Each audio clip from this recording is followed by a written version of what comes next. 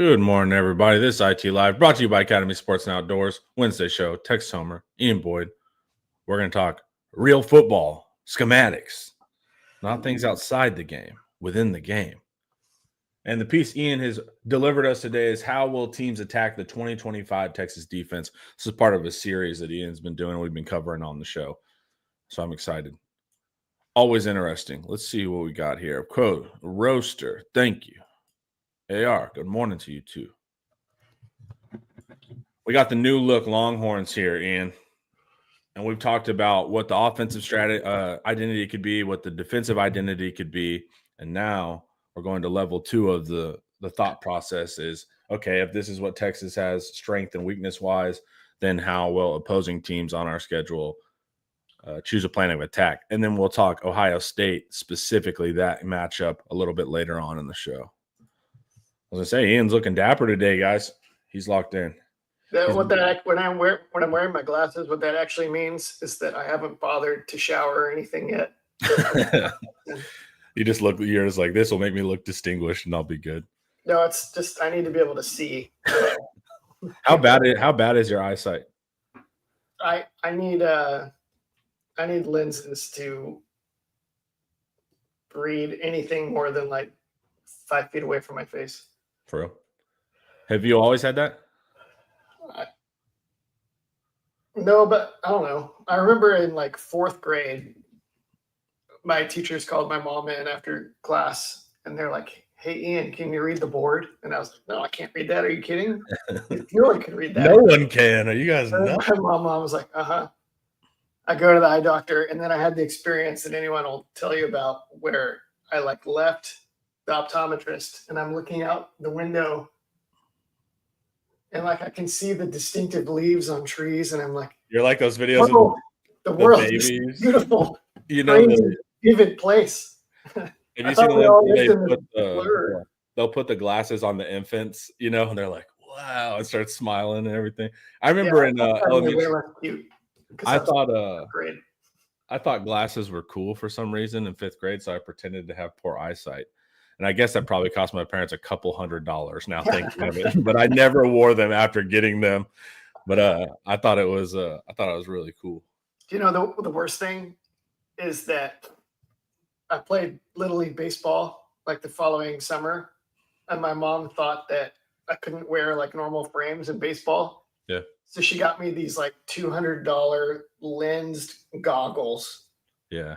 That I had to wear, but I didn't have baseball pants. So I was the only kid on the diamond wearing like shorts and then like goggles. And I was you used up the baseball pants budget on your goggles. Hey man, as long people as were not afraid to pitch to me, I'll tell you that. just down the middle strikes every time. That's funny. All right. So this was, I didn't mean to click that. All right. So Ian, how are they going to come at our precious Longhorns here? We know PK's obvious preference here, the bend don't break. But is this in 2024, we ended up playing more of the single high type of look, right? Is that going to alter this season? I doubt it. But the established method for attacking Texas has been dink and dunk. Washington would have dinked and dunked, but Texas opened that game spinning into single high man coverage in the semifinal 2 years ago. And then, because Texas had seen like Kansas State ripped up Texas is too high a little bit, throwing dink and dunk spread passing. Houston did, and they just destroyed Texas's awful blitzes that they were in that game. And so Texas was like, okay, we need to adjust. When they play with 4 removed receivers, we need to spin down, play man coverage. And then we all saw what Penix did to that. He was averaging like 17 yards per attempt at the half. Dude, he was making incredible plays, but there was like 3 or 4 times where I'm like, that does not get completed, but for some reason it was just falling right into the receivers. That was one of the craziest performances I've seen. Well, there was no help over the top. It was that was a hell of a game, man. So So then they played too high the rest of the time. And they slowed him down a little bit. But they got dinked and dunked until the time ran out, basically. I was always fearful of the prototypical. It's funny now that it's like prototypical, but the prototypical Big 12 spread air raid team, those were the ones that would freak me out the most. Everyone thinks air raid is just like the name betrays it. It just means everything's downfield bombs, but that's just not true. It's you're trying to create a lot of horizontal space, meaning like dink and dunk type stuff. So I was always scared of the teams. You know how if Ian watches a bunch of clinics, you'll always hear coaches say like, the dink and dunk is going to be there, but they're not going to take it every time. They just say that. And there's always like one or two teams a year that will actually take it. And that's what's always been kind of nerve wracking. So the teams that can do that short passing and don't have this ego ball to try to throw it over the top have had some success. An example of a good performance versus us last year was Cade. Yeah, Cade. It was mixed. It wasn't all dink and dunk. Because he started finding some shots one-on-one outside. But they were – what Clemson was doing was what you worry about. Because, there's two things that are almost always there, and defensive coordinators are like, oh, they're not going to take it. One is, underneath spread passing because it's difficult to execute and it's not as efficient as throwing over the top. And the other thing is quarterback direct run game, which is also extremely hard to defend, but it's also something that offenses just aren't going to run all the time because they don't want to run their quarterback 20, 30, 40 times, obviously, right? Clemson did both. And Texas actually stopped the quarterback run game, I would say, really well. But they got dinked and dunked quite a bit. And then they got beat over the top a few times that made it all pretty efficient. And that's really what everyone needs to worry about in the playoffs is you play a team that can spread you out and run the quarterback and do both. When teams can do that, there's not a whole lot you can do, especially when it's a playoff game. If the quarterback has to run it 15, 20 times today, we're going to do it because we have to win this game because it's a single elimination tournament. Playoff games, like games of importance, right? Maybe to get in the SEC championship, and then rivalry games is when you have to watch for it. Yep. That's why the underdog in the Texas-Oklahoma game often surprises. It's because they'll use that game to run the quarterback. And I bet we see that this year as well. Yeah. Like not Quinn Ewers. Jeez, definitely not Quinn Ewers. Sam Ehlinger ran the ball 20 times almost every time he played Oklahoma. Dylan Gabriel caught us with that. Gerard Hurd did that to Oklahoma in the upset win over Baker Mayfield. The year that Tyrone Swoops kind of gave them trouble, Tyrone Swoops actually ran the ball a bunch of times and was shockingly effective. So anyway, that's what you worry about. That's really been the only thing that's been dangerous. That was really the only thing that was dangerous to Texas last year was the thing that's dangerous to everybody. And I felt like we handled it better, versus Taylon Green at Arkansas. The only time I had a flashback, I thought we shut Taylon Green down. I wouldn't call that a very high level spread passing game though. Well, yeah, I'm more leaning on quarterback run. Quarterback run is fine though. It's when it's paired with the short horizontal with the spread passing game that you're kind of. The only time I felt shades of previous PK was Gunner's draw versus Georgia, where McCube almost killed him.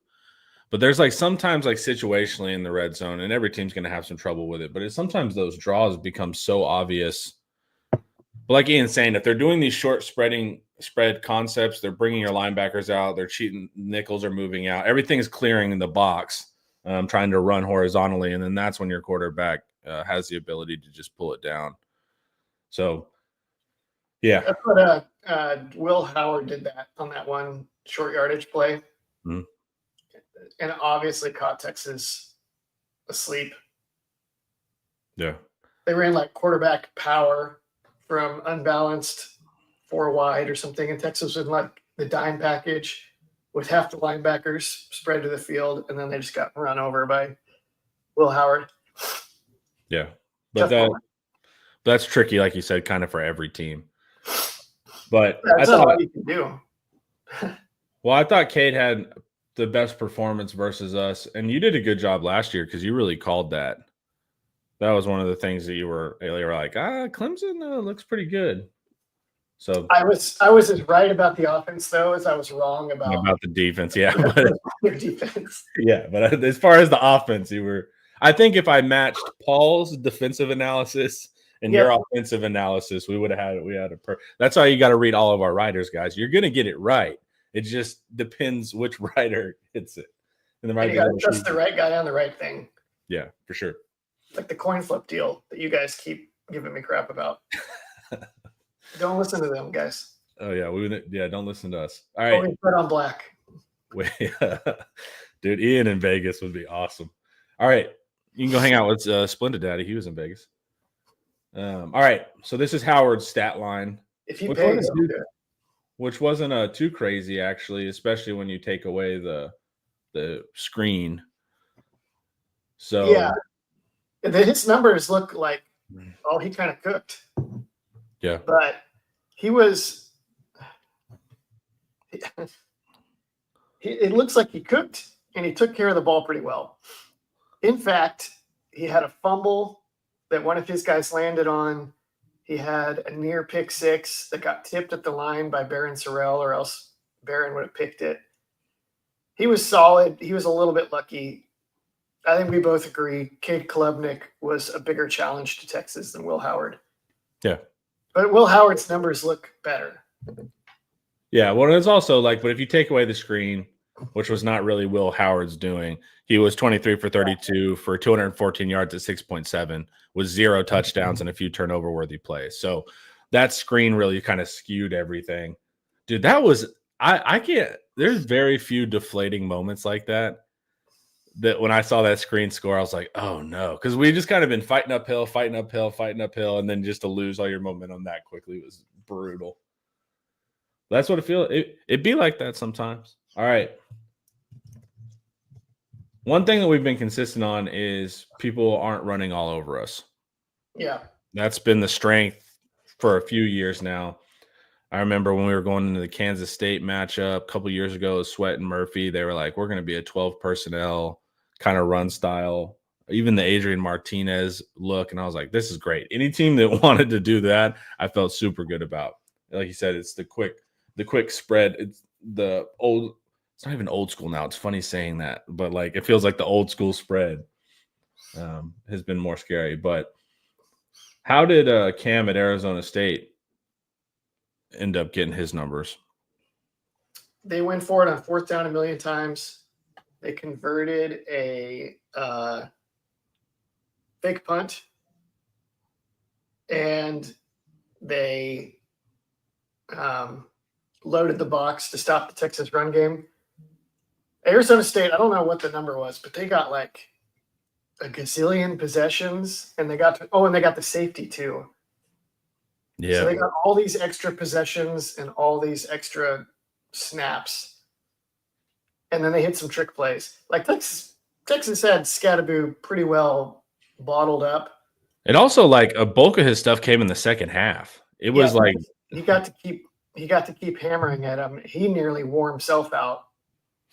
Wasn't he like throwing up on the sideline at one point? I don't remember. He was gassed, but he was able to lean on Texas down the stretch a little bit as well. So this was volume. So this is kind of similar to what year was that, Texas Tech, where they just kept going for it, and that's how they gave us the upset by just adding possession. Oh, yeah, Joey McGuire. Yeah. So it's like, it's the same thing. So it's like, if you look at the stat line, you're like, wow, Texas really gave up a lot. But really, it was just they got a lot more bites of the apple.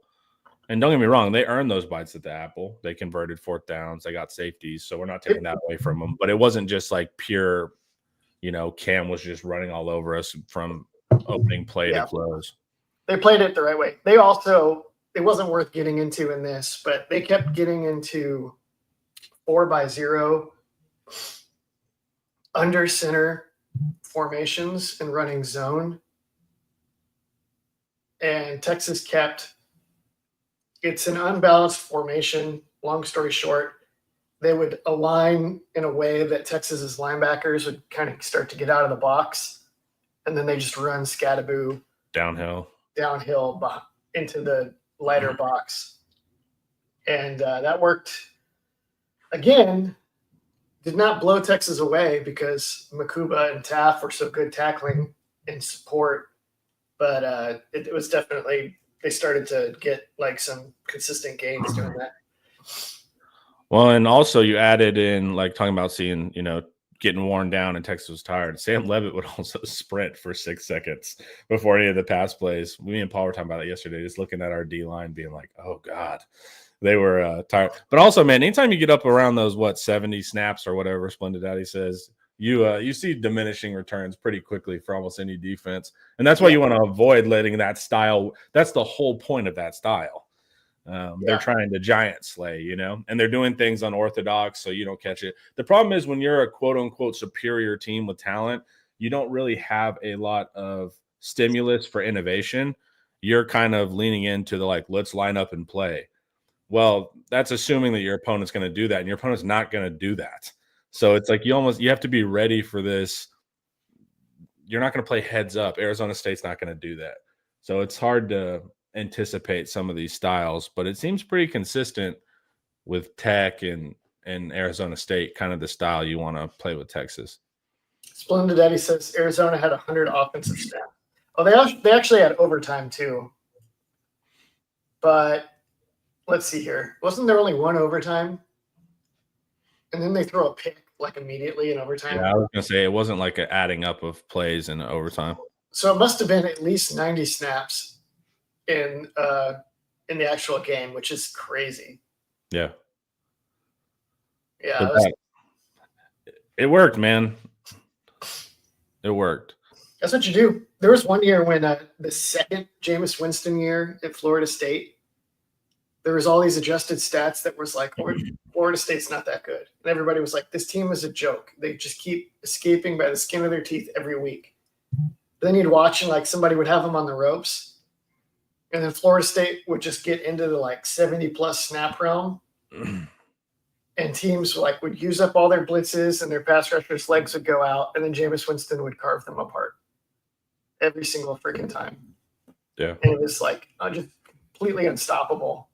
It can look like luck a couple times. If it's luck 10 times, that turns into strategy pretty quick. It's like when the Pacers keep coming from behind and beating teams in the NBA playoffs. Mm-hmm. It's because they're playing so fast and they're getting all these shots. And then at the end of the game, the other team gets tired and they tighten up. And then the Pacers stretch 2 minutes into an eternity and get all these shots. It's the same principle. What did you think about TCU on their run year? When they got beat by Georgia, but they won everything else. Because I remember every week people would be like, "Man, TCU is so lucky, dude. Man, they're so lucky." It's like guys, by the 8th or 9th time we're calling them lucky. Can't just purely be luck. They were. I don't feel like they were big on tempo as much, but they played the odds in a few other ways. Yeah, Duggan could just always make the big play with his legs. And they had that flyover defense, so they had a good bend, don't break deal. They would get turnovers. They'd force you to drive and get turnovers. That team was kind of just legitimately really good. Didn't the NFL draft end up taking 7 exactly. games? They had every week in the group chats, it'd be like, TCU lucky again. And I'm like, all right. And then week 3, all right. And I'm like, all right, guys, they've been lucky for 13 weeks in a row. I'll never forget when they just blew the doors off Oklahoma. In the Big 12 opener. Yeah. And sent Dylan Gabriel to the hospital. Yeah, with the dirty Jamoy Hodge, I think, right? Maybe. And then, all right, so made me wonder if Texas put that game away in the late third, early fourth, how that would have translated into the Peach Bowl. Yeah, they had 10 days off. They were fine in the Peach Bowl, other than there were the two things that killed Texas in the Peach Bowl, other than Ohio State being better, is that Cam Williams was injured. So unless Cam Williams was injured at the end of the Arizona State game, and then Matthew Golden got injured during the game, Yeah. and again, unless you can attribute that to wear and tear from the Peach Bowl, I don't think that was. Do you think time off is actually beneficial? So I know it's beneficial in healing, and I know the coaches like it, and it gives you a little bit more time to strategize. But time off and wins aren't exactly correlated. So that's what I think is interesting too. What's the value in diminishing returns of healing up, but also getting, you know how like comedians will talk about like they took like 2 weeks off and they're rusty, and they got to like get back into their set. It's where do you think that line is where it actually could become detrimental? It just seems to depend on the comedian too, right? I think if you have a veteran team that knows how to heal and knows how to use extra time to prepare and develop even more elaborate checks and game plans, then you have to get a bunch of days off before you see diminishing returns. Yeah, that's why I posed the question, because I'm kind of in the middle of like trying to figure out what I think about it. Right now, I kind of like, I guess why I'm asking is like I hint towards taking too much time off is not super ideal. Like 2 weeks off to me, it seems kind of like the breaking point of where you somehow lose some type of battle readiness. I don't know, or maybe you're overthinking it, or I don't know. Sark's a little veteran team that knows how to use the time can almost only benefit, I think. Yeah, I think it's also brought to light by all the bye week. Didn't all the bye teams lose or whatever? Oh, I don't think that's. Well, that can just be a weird year, right? So it's like it's just that statistically is not significant because it could just be that happened this year. But if we consistently see like the bye teams losing, then I'll be more curious of like how it works out. If you look at it, the bye teams were Georgia, who ended up having to play with a backup left tackle and their young quarterback against Notre Dame, who went to the national championship. Oregon lost one of their receivers early in the game and had to play against buzzsaw Ohio State, who won the national championship. And the other two bye teams had byes because of the stupid rules. The other two bye teams they shouldn't have had the byes anyways because they weren't the best teams. And look at what Arizona State did with their bye. Like they took Texas to 4th and 13. So it came down to a play. So, yeah, that's what I think. That's a good point. Before we keep going, guys, we need to hear from the one and only Academy Sports and Outdoors. Oh, yeah. In honor of your service and support for our country, Academy Sports and Outdoors is offering military and first responders 10% off your purchase, both in your local Academy Sports and Outdoors and online from April 27th through July 4th. Exclusions do apply. Visit academy.com/discount for details. Summertime, guys. Go to Academy. Get everything you need. All right. We got pretty far and not very far in the article. All right. So, all right, cool. Let's look. Yeah.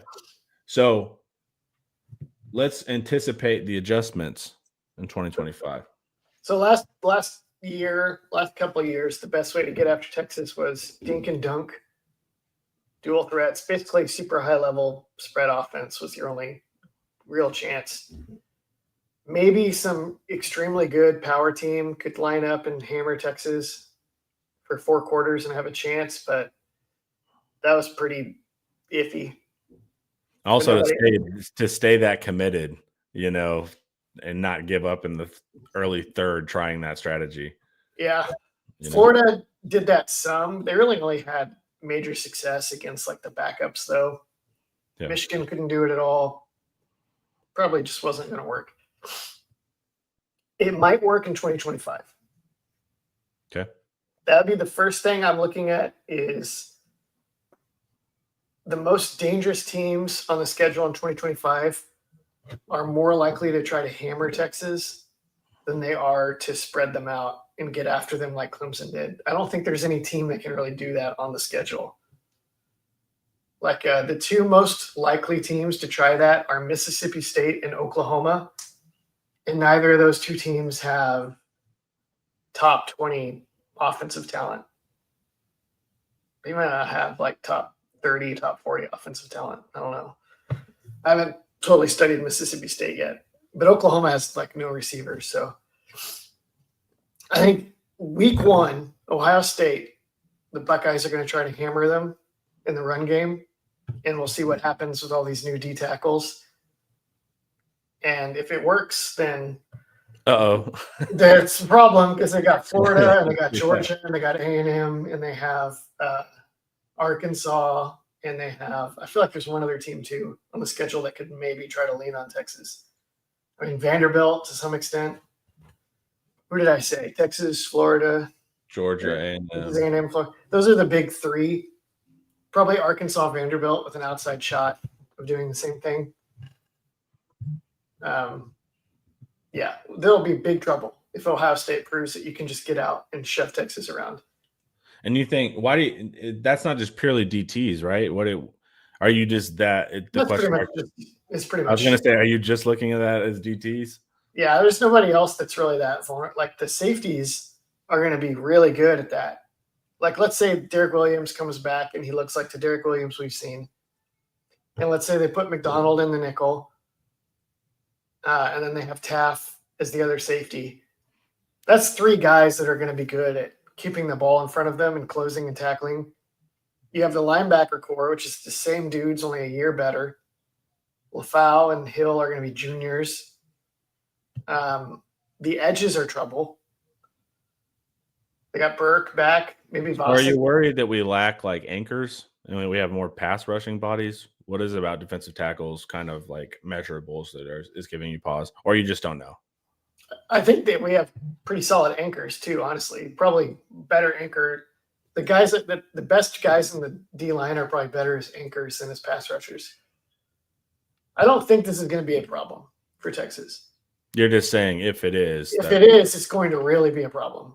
And it's going to be something that teams are going to probe, because it's all new D tackles. Like, what if they just like don't get it with Kenny Baker's techniques and PK system? Or what if they're like good, not great? I hope, man. It's been years since we got run on like that. That's the most painful way to lose games.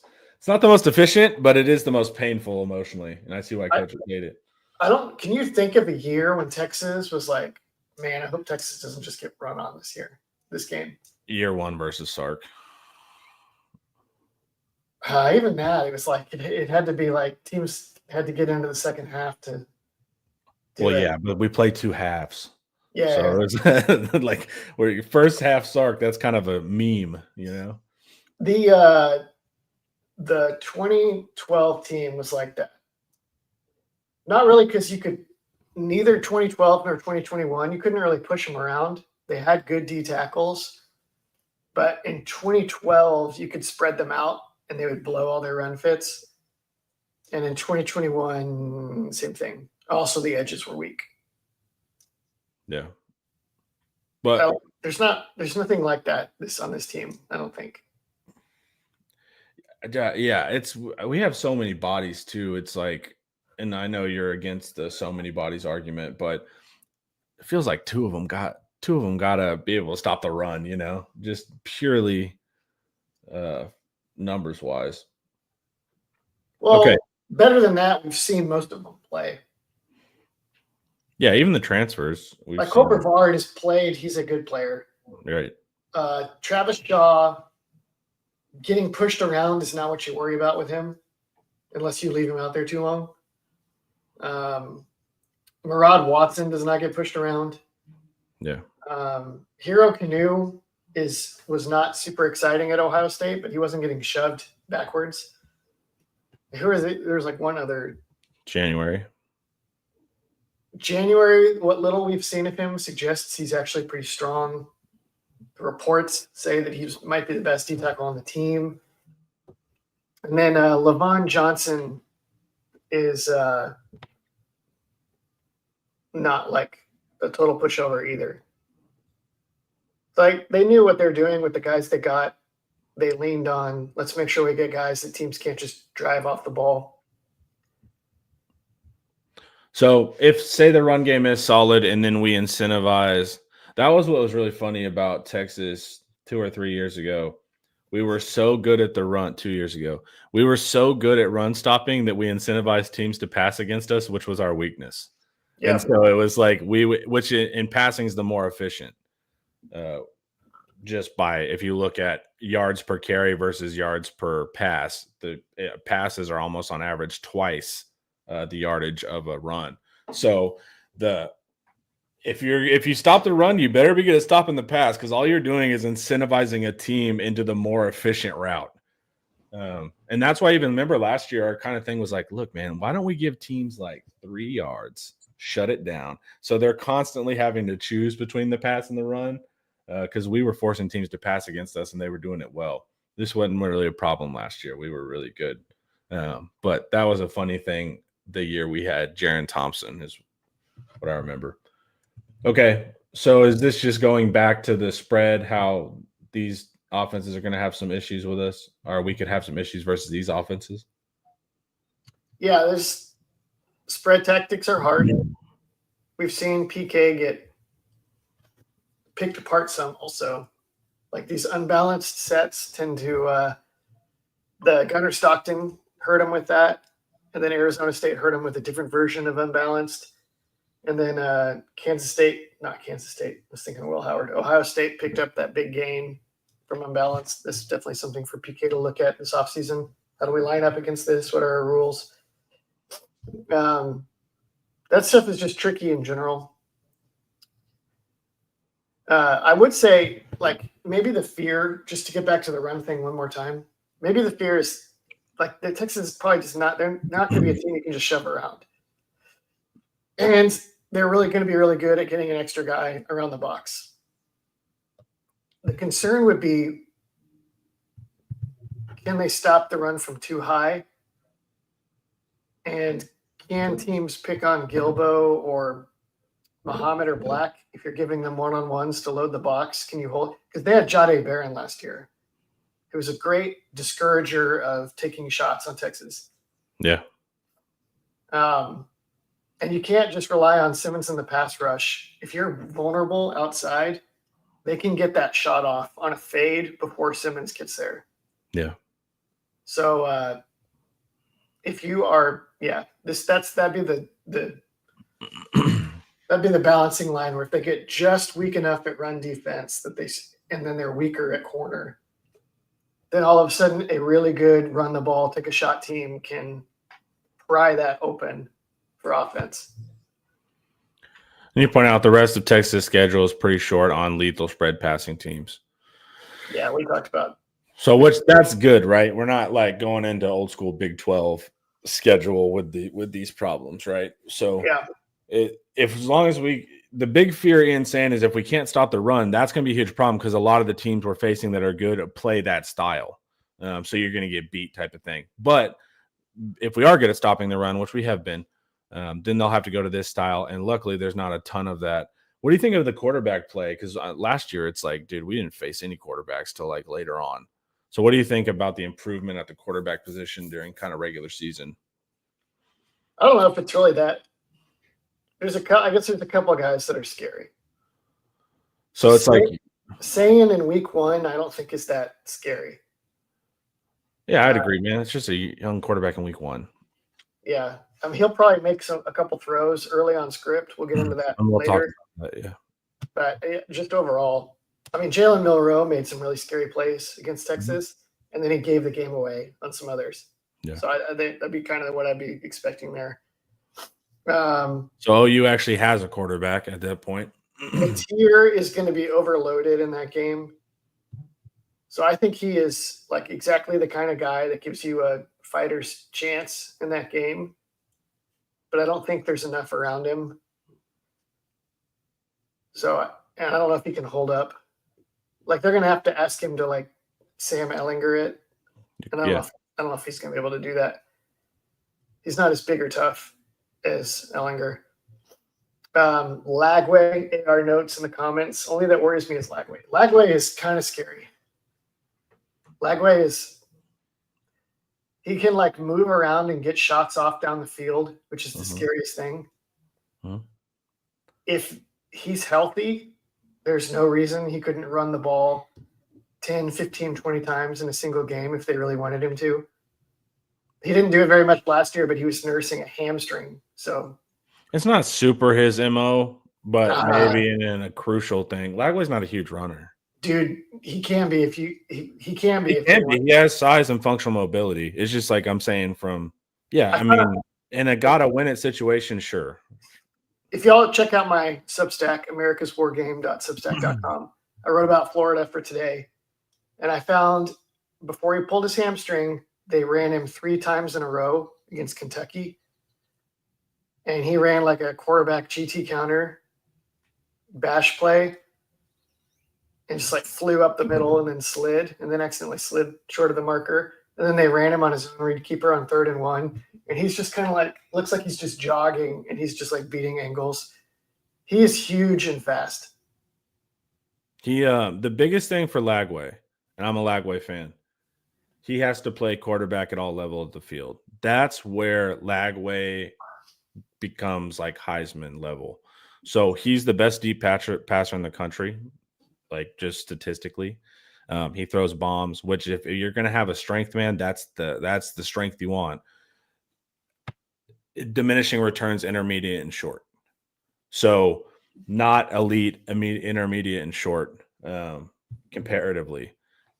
He was young, right? And deep balls, those are single reads generally. So those are easier for young quarterbacks if you can hit them.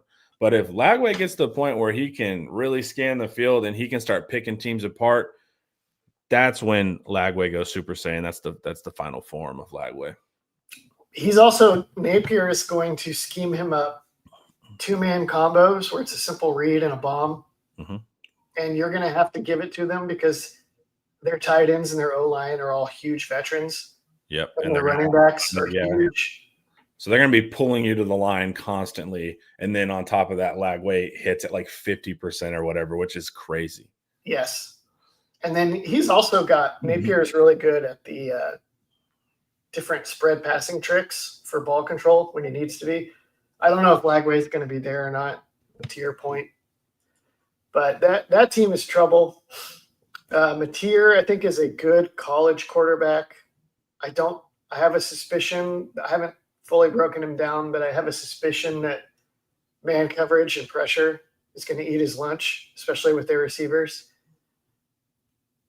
But there's nowhere to throw it. Yeah, there's nowhere to throw it. But I think his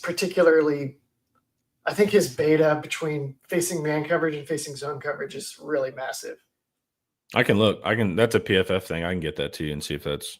Because I've seen him like kill it on air raid concepts where you beat zone with like, here's the combo. If the guy does this, throw it here. If the guy does this, throw it here. And you don't have that on man coverage. It's not if this guy does this or this. They cover you, and you either beat him with the throw or you don't. And I think he tends to hold on to the ball and try to make something happen against man coverage, and then you spy him or your pass rushers. So anyway, Mateer, whatever. Who else is on the – Marcel Reed is we talked about him in one episode. Yeah. If Reed's an incredible athlete, he does some really cool stuff. But he also he doesn't understand the intricacies of the position yet. Still a younger player, but he holds the ball too long. He rolls out when he doesn't need to roll out. He complicates things that shouldn't be complicated due to that athleticism. So crazy high ceiling for Reed, but low floor too. So you're probably going to get inconsistencies when you have that range. Pavia is a tougher John Mateer with a weaker arm. Texas has already passed that test. Who else is on the – Blake Shapen could be tricky if they have receivers at Mississippi State and he's healthy. Thank you, dude. Finally, some Shapen respect in this chat. Thank you, Ian. That's in Mississippi State too with the clang, clang, clang, clang.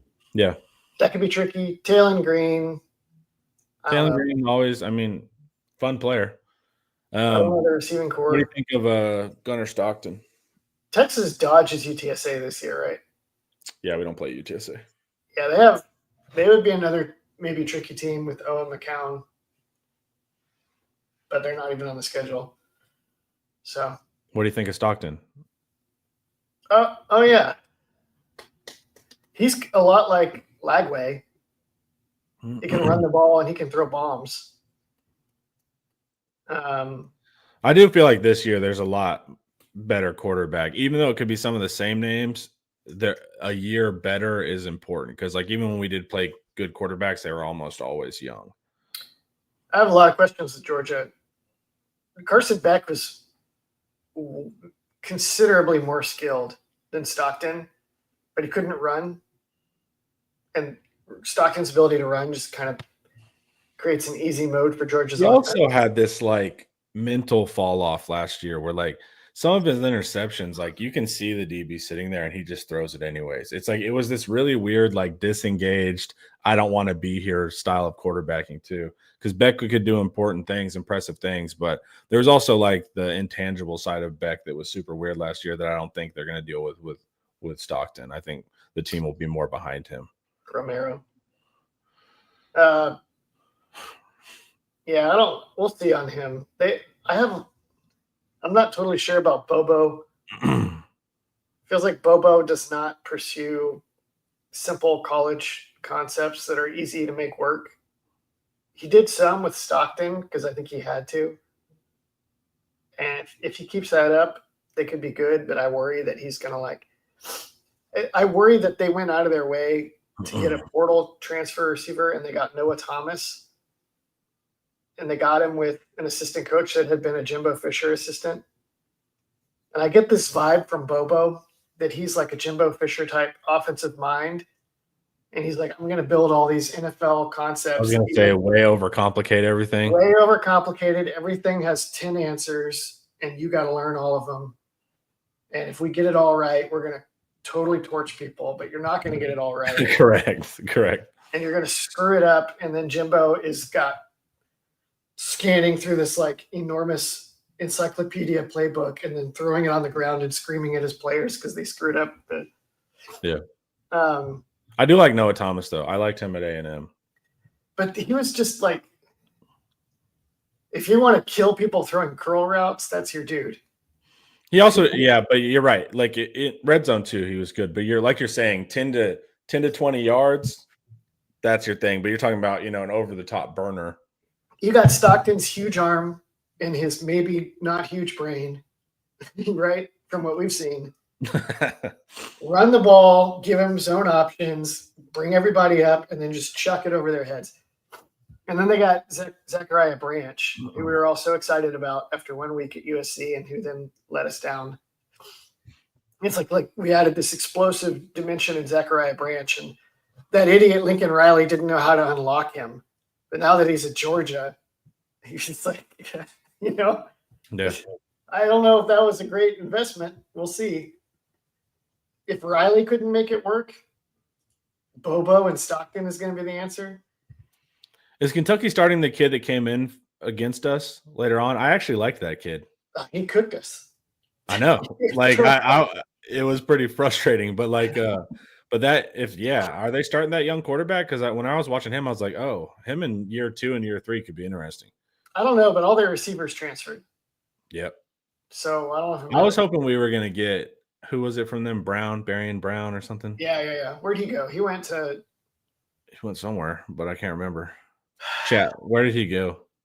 And then they also lost their big like 6'11" receiver or whatever. Dane LSU. Yeah, Dane Key or something like that. Yeah, but yeah, Kentucky was frustrating because they had 2 baller receivers, but they couldn't access them at all. And they had 2 baller D tackles. Yeah. That was the worst coaching job. Well, dude, A&M did the dirtiest, grossest move on their coach and destroyed their culture. I mean, if we're talking art of war, nice play for Texas A&M because they solved Kentucky last year for everyone too. But man, basically announcing your coach and then he tells his team bye and then you guys rescind it is a really mean thing to do. But it did help Kentucky. Leave it to the Aggies to pull off the ultimate art of war maneuver in order to kneecap Kentucky. Yeah, not even of all the teams. But yeah, that their culture just seemed absolutely shot. Who's a quarterback that I absolutely hate and you actually like? The redhead. You hate? There's a redheaded quarterback that you hate and I like. Yeah, you liked the Kentucky starter. What was his name from Georgia? Oh, Vandergriff? Yeah. He was solid. No, he wasn't. I absolutely one of my least, like when I was watching the tape, I was like, this guy sucks. And I'm not generally everybody phoned it in. Yeah, but it's like I'm normally not even that harsh of just like I don't believe in this guy at all. Like normally I'm like, here are his strengths and weaknesses. I was like, dude, this is not the guy. I thought that second stringer is gonna be more of the guy. Before we keep going though, guys, let's hear a word from David McClellan. I'm just gonna say, guys, you probably need a fiduciary financial advisor. And I've got the guy for you. His name is David McClellan with Forum Financial. He works broadly and deeply with his clients as a financial life coach. And he should know something about coaching because he won several national championships as a swimmer for the University of Texas. He specializes in financial planning and has contributed numerous articles to Kiplinger on the topic of retirement tax bombs. So contact David today to be your fiduciary financial planner and schedule a 1-hour consultation to assess your financial situations. The free consultation is available, so just give him a call. The number is 312-933-8823. That's 312-933-8823. His email is also in the description below. Thank you, David, for being a sponsor. All right, guys, let's talk about Ohio State specifically. And by the way, I'm glad there was like 2 other SEC teams that would be kind of scary on the spread front. LSU and Auburn. LSU and Auburn are the 2 that are kind of built that way. I guess Ole Miss too. I haven't studied that guy Simmons as much. I saw him on a good drive against Georgia, but I wasn't so sure on him. So how are you feeling about Jackson Arnold? Because here's my take last year. That offense was horrific. Like the plays were disjointed. It was just like if you handed me a book of 10 plays and I didn't know anything about football and I would just name them. There was no sequencing. It was really bad. Okay. You know what they looked like? What? They looked like my last flag football team. Is that what? Or every week they're trying something new because what they tried the week before fell so flat that they're like, we got it. So I saw. We need continuity, but we need something new to be continuous with. Yeah. Yeah, it was funny how I taught you that because remember, you used to be like, you need to stick to it and just figure it out. And then you're like, when you're this bad, I cannot field it. I got to try something. I'm ready for whenever I have a kid and it's time to do flag football. It seemed like you learned some like real coaching lessons even at that level. Oh, yeah. I finally figured it out and then it was too late. Yep. But that was so I saw that complete and total discombobulation. I saw them throw Jackson Arnold under the bus like it was a quarterback problem. And it clearly wasn't. That was anybody with an eye can see.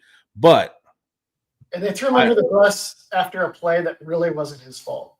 Yeah. They tried to pretend like that he botched that RPO play that became a fumble. Yeah. And it was like his dudes didn't even do the right thing. And then he had to make a decision with a guy in his face. And he did not make a great decision. And then everybody and Gabe Eichert and everyone is like, this guy's dumb. He can't count. It's all his fault. No. It was total garbage. It was Brent Venables, all his whole deal at Oklahoma crashed and burned when they blew it against Tennessee and they panicked and they blamed it all on Jackson Arnold. Dude, the week leading up. I guarantee you that will go back as he killed his chances as head coach at Oklahoma. It takes a year to happen. My favorite part was the Mike Hawkins is the savior stuff. So whenever I was doing my breakdown, so I gave Mike Hawkins his props, being athletic, but I was like, he still has a ton of way to go. And then someone on my comments, I don't know if it was a family member with the last name Hawkins that was like, you're about to see, dude, you're about to see what's up. And I'm like, no, you're about to see what's up, dude. And that week was just absolutely hilarious but here's my thing. I'm with Gabe, not on that play. I thought the offense was dysfunctional and bad. He's And great in general. I love Gabe Eichert. Yeah, Gabe does a great job, and his play breakdowns are cool. It's always, he does a good job. We're not knocking him. But I also thought Jackson Arnold was not very smart on top. I think both things were true. I think that was a historically horrific offense and Jackson Arnold. Now, is that because Jackson Arnold has an IQ problem, or is that because the coaching was so poor and the training was so poor? But also, I thought it was both. I thought it was entirely dysfunctional, and I didn't believe in Jackson Arnold's command. Is that lack of command because of bad coaching? But he was a classic. So he's exactly like every other quarterback that's like him, which is they're like athletic, tough, hair trigger release, and gifted arm. Whenever you get those things together, almost every single freaking time, and the recruiting services never pick up on this, almost every single time, that kid is a glacially slow processor. Because there's almost no stress to force the adaptation of using intelligence. Like in high school level, those traits, you're going to win every damn game, and it's not going to be about your thinking. Yeah. Yeah. So then that's not good. Okay. Then you have my other law, second of whatever. In today's college football game, the freshman 5-star playing early and being great, that's not a thing anymore. That was a thing when tempo and spread tactics made quarterbacking way easier. And that's when there's, for the longest time in the aughts, in the early 2010s, you would look at the top rated quarterbacks in the services and it'd go bust, bust, bust, bust, bust, bust. And everyone was like, well, we can't figure out quarterbacks, but neither can the NFL. And otherwise, the services are awesome and you should listen to them implicitly. Okay. Then all of a sudden, the services got really good when the spread took over. And all these 5-stars could manifest their abilities much quicker because offense got easy. Then defenses adjusted, and now offense is hard again. And now it's the age of the too high simulation blitzes and all this stuff.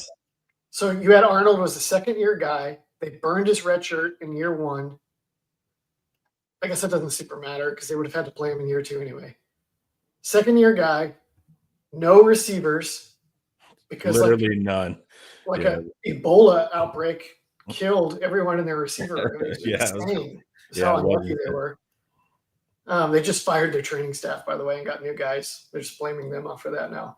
Dude, Venables doesn't know how to play the power game.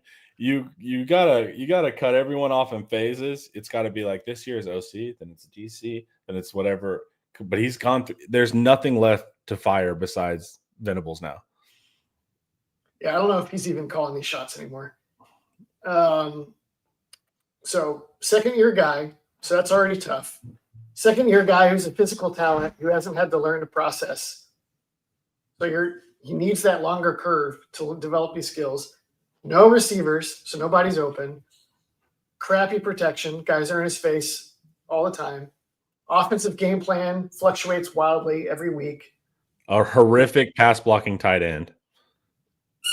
No quarterback coach.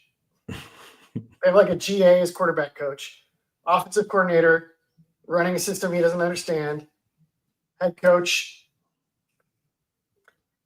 wanting to be a defensive coordinator. And his wife is battling cancer last year for Brent Venables. Can you imagine how terrible that must have been? Yeah, that season and dealing with that family stuff. Ugh. That's awful. Yeah.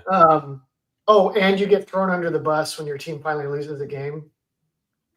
And you get yanked for this freshman, and everyone's like, this guy's the best. Arnold's the worst. Then the freshman. They have to bring Arnold back. Then the freshman bombs and is absolutely awful against Texas in the Red River Shootout. And then you're like, and then you get thrown back in, burn another potential red shirt year. So then the question is like, so now he has real receivers at Auburn. He has real coaching and a system with Hugh Freeze in their offense. But has he been ruined? Or has he otherwise missed on critical development years? Correct. And all that noise? Yeah. Because it's like he still could be getting better coaching, but he could still mentally be 2 years behind a college quarterback where you're supposed to sit. Yeah, how much did that trauma like temper him or did it shatter him? Yeah. We'll see on this episode of Auburn Football. All right. Let's talk Ohio State real quick. We hear that why is Texas ranked number 1? They lost all these NFL players. Same thing for the Buckeyes. They lost more, actually. So they're going to be a different looking team, too. So that's why projecting this matchup is really interesting in year one, because it's heavily projection based, minus Ohio State's receiving core. So, Ian, give us a little breakdown of how Ohio State has changed, potentially for the worse, but also for the better. Not for the better, probably. I think my only thing was tight end. Yeah, tight end. Okay. Yeah. Actually, overall run game. Well, no, they don't have the backs, right? Those 2 backs are pretty damn good. I like their new backs, though. So, okay. Sorry. The entire D-line is gone. And one of their backups was poached by a school from Texas. So they don't have him either. His name was Hero Canoe. Secondary, decent. Linebacker, decent. D-line gone. Lost their offensive tackle, left tackle to the NFL. Grabbed a guy from Rice that might be just as good. Yeah. They are amazing at evaluating and grabbing the top tackles in the portal. The last guy went in the first round, right? Josh Simmons. Yeah, I think. And they pulled him out of like San Diego State or UNLV or something. Or New Mexico. I can't remember where he's from. Well, it's super hard, dude, because all you have to do is look down. Who is 6'8" and 320? Okay, there's 8 guys. Let's evaluate 8 guys and take the best one. Fair enough. Yeah. Well, they're really good at getting that Epstein financier to pony up for those guys. You bring that up every chance you get.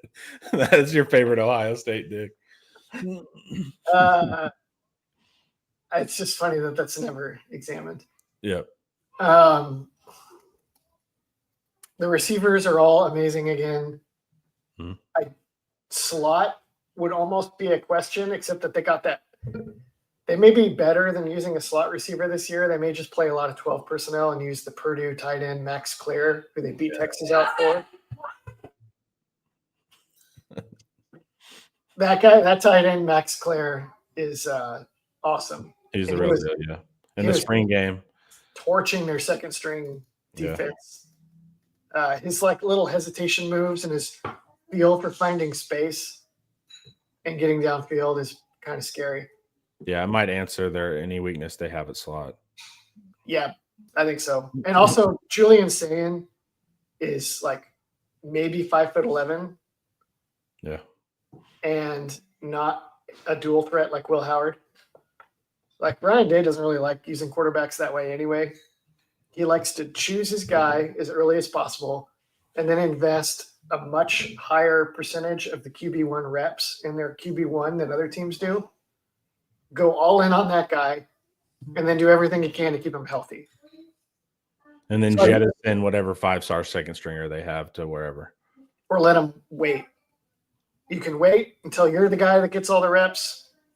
Like Quinn Ewers probably got like 0 reps at Ohio State. Yeah, he was doing handoffs on scout or whatever. Yeah, if that. Yeah. That's how they do it at Ohio State. It works really well, obviously. But the upshot is Julian Sayin offers no run game threat. So you need to pair him with a blocking tight end if you want to run the ball. How's his pocket present? How's his pocket presence? I don't know enough yet. Okay. He can move around, though. Get it off platform. He's got like a big arm. Off platform. Yeah. But now they have multiple good blocking tight ends, and they have Max Clare. So the obvious and easy solution would be, okay, just play in 12 personnel. You can still run the ball, and then you still have Clare threatening the seam to make all of Ryan Day's best vertical pass concepts work.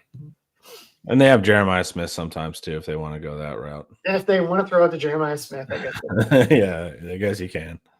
They lost Ibuka is the one that they have to replace. And then like what we're getting at is we think Max Clare is actually maybe more the answer there. They have other 4 or 5-star guys that could play the slot too if they want to do that. Yeah. They have unbelievable roster. Yeah, they do.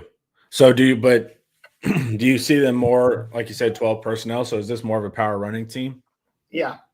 And I And especially we saw him go to gap schemes later on in the year too. Yeah. I think for this game, they're going to do the same thing that Sark did. I think the 2022 Texas versus Alabama game is a great way for Texas fans to look at this game. Only Ohio State is Texas. So they have new defensive coordinator. They're going to change up their defense with Matt Patricia. They're going to unveil something that they've tried to keep under wraps as well as possible against Texas. And they're going to try to confuse Texas and get Sark and Arch off their game. So Sark can't just rip them with the opening script, right?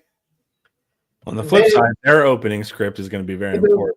They're going to throw, I bet you 50% or more of their pass game production in the game comes on the first 2 or 3 drives. When they're hitting the early script with Julian saying, he's been practicing it all off season. It's a single read. It's going to be designed to break the defense. We got to back them off, and we got to do our damage early. Once we have to start blocking Texas and reading the field, Texas's pass rush is going to destroy Julian Sand. But Ohio State's going to know that, and they're going to game plan for it. So I think we're going to have a game where Ohio State's plan is do as much damage early as possible, like Quinn was doing against Alabama. And there's that QB coach guy still thinks that Quinn is a all-time generational passer based on 15 reps against Alabama. QB school. Yeah, QB school. Be a great guy, but that was a funny take. Yeah.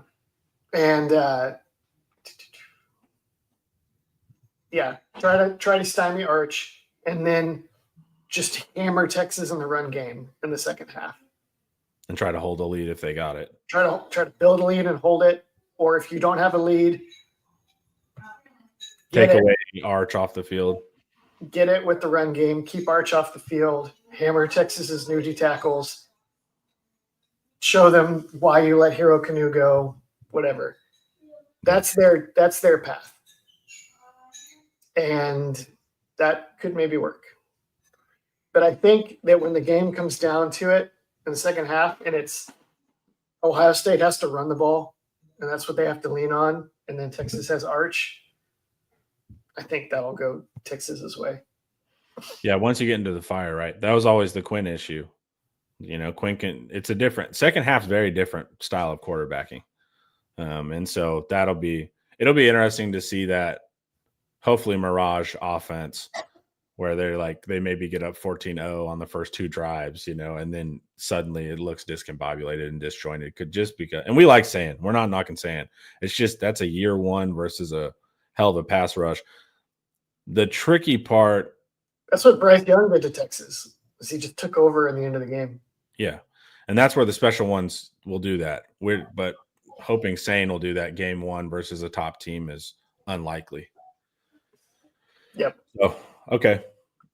Is there any other big pieces to the Iowa State? That was a lot of it.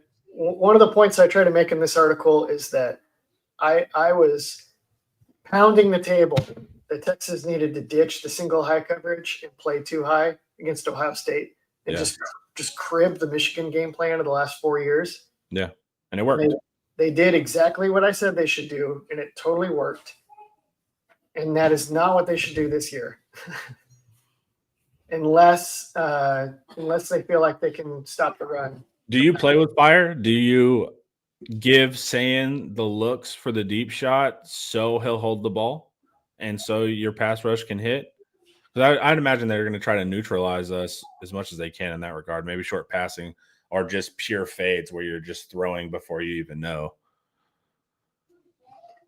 What would be diabolical is if they played the first several scripts of the game, the first few drives of the game by Ohio State and 2 high, and then made Ohio State prove they could run the ball before they got back into single.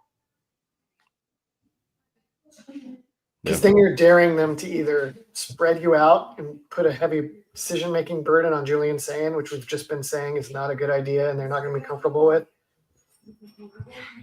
or to make sit back in too high, rope a dope, hands up like Ali, and let them punch themselves out with the opening script without doing any damage, and then get into single high when they have to start running the ball. That's a little bonus insight for y'all because I didn't even write that in the article. It didn't occur to me. There's a little extra value there, guys. But that would be a good way to do it. Is that what you're getting at? Yeah. I'm just worried. Is saying viewers like this idea of like the passer that can't move seems like a relic now. He can move. Well, I was wondering about his pocket presence. That's what I'm saying. But like, I don't know. That's what we'll have to see. And so it's like, I'm not saying proclaiming that's the case, but I worry anytime we hear is like pocket passer, meaning that he'll dice you up. And I watch his high school tape. He can do that. But there's also pocket passer where your guys are covered, and PK is pretty good at that initially. He's too short. That's right. So you have some shortness there, which is a problem. So seeing over the line, meaning you're going to have to find windows. You're going to have to be good with pocket presence because you're going to have to find windows. So he'll move around and try to find stuff on the move. Yeah. Which means, but that's the thing. Like everybody loves. I'm going to make a point that you're trying to make. I think. Tell me if this is speaking to your soul. Everybody wants the mobile guy now. But the mobility works for setting up shots down the field. It does not work for carving up people underneath in the pocket. Because if you're moving off your spots and running out of the pocket, it kills the timing on the progressions. Yep. You have to be able to hitch up to hit the right timing where you throw to the guy when this is what you're trying to say, right? Yeah, it's West Coast offense. Like your short passing is directly tied to your drop. Yes. So if you start running left or right, you've broken your drop.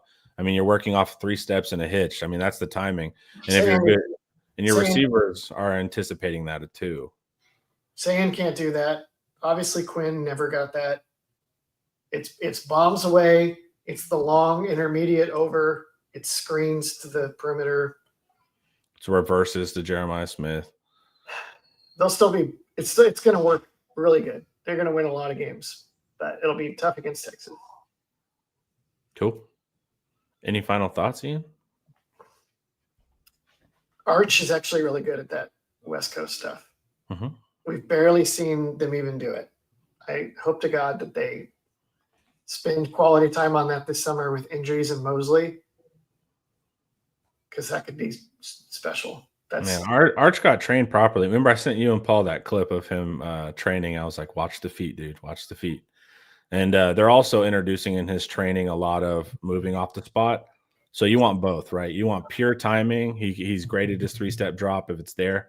But one thing I always did respect about Lincoln Riley's quarterback coaching, and I still think he has probably the best like practice coaching of a quarterback to simulate real life games. There was always some movement. There's a good practice tape of him coaching quarterbacks. There's always some movement involved. There's always some pass rusher. They're never just like sitting there and throwing. There's no 7-on-7 style. And I always thought that was why Riley's quarterbacks had these like hero ball abilities beyond being great athletes and good quarterbacks. Their training was really in the fire type training. And so it was nice to see Arch training in that same way. You of course want the non-pressured footwork stuff, but you also have to be able to. And it's not, I'm talking about, they're not training like Arch needs to roll out 20 steps and throw it. Arch is having to take decisive steps to stay balanced and hit it. That's really important for quarterbacks. A lost art. For sure. Tex says edges are going to be a problem for opposing teams. Yeah, hopefully, man. It's just how many teams want to hold the ball and play that game, you know? It would seem like teams would be trying to get that thing out. This is better explained in the article, but if you're Ohio State, you don't want your game plan to be something that depends on Julian Sayin making a lot of decisions and blocking Colin Simmons. If those are like 2 of the legs of your game plan against Texas in week 1, you you're going to lose. That's a terrible idea. It's probably going to be a terrible idea every single game of the schedule.